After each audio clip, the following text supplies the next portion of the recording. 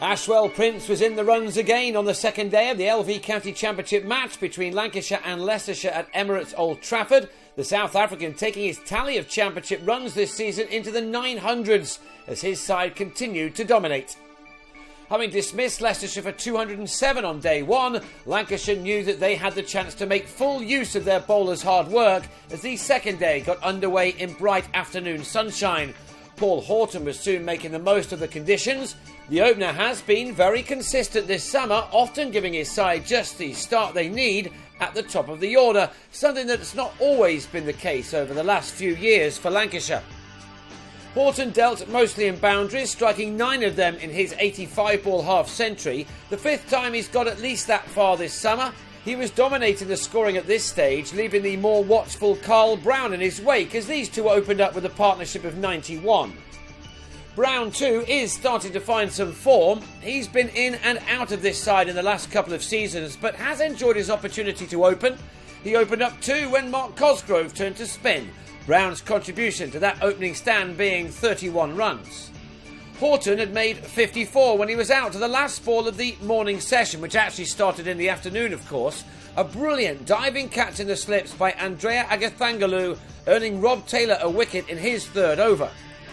Taylor nearly had a 2nd wicket with the first ball after lunch, the edge this time falling just short of the slip cordon.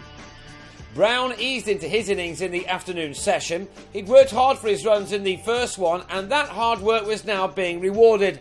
It appeared to be that kind of pitch, one where runs had to be earned, and Brown had certainly done that. He and Alvaro Peterson now started to put their team in charge, although the latter could have been caught by Jigger Naik, although he would have been unlucky if it got out to that. Brown reached his 50 after taking 2 fours off 2 balls from Taylor. That took his boundary count to 9 in a 50, which occupied 104 deliveries. He was to go on for a while yet, though. His partnership with Peterson realised 83 runs, and so Lancashire were only 33 runs behind when Peterson was LBW to Naik for 46 after going too far across his stumps, with the total now on 174 for 2 and the home team in control.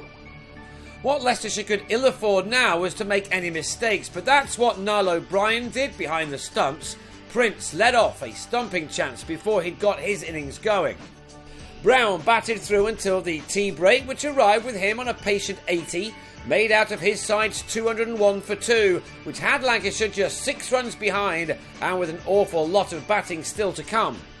Only a second first-class 100 was in the offing for Brown, as this 6 off Naik took him into the 90s, while at the other end the country's leading championship run-getter was once again warming to his task. These two taking the total up to 248 for a lead of 41, Prince moving with a fair amount of ease into the 40s. Brown can curse his luck. He was just 1 boundary shot away from a rare 100 when he was undone by some low bounce from Ben Rain and trapped in front for 96. Prince remained, and he was soon celebrating yet another 50 this summer. This was the 7th time that he's got this far in Championship cricket this year, his latest half-century coming off 67 balls just after the second new ball had been claimed. Prince had struck 7 fours thus far and was soon looking good to add to his 300s this summer. He has, of course, had a brilliant career, but can rarely have batted better than he's done this season. He was soon past 900 runs in this competition this year, and he now has more than 200 more runs than his nearest rival. It was, overall, another tough day for Leicestershire, although Naik deserved his 2nd wicket, the one of Stephen Croft, who mishit the spinner to Atif Sheikh at mid-off after making 22. It won't only be Naik who'll be encouraged by the amount of turn he was getting by the end of this day, because Lancashire already have a lead of 107 runs going into the second half of this match.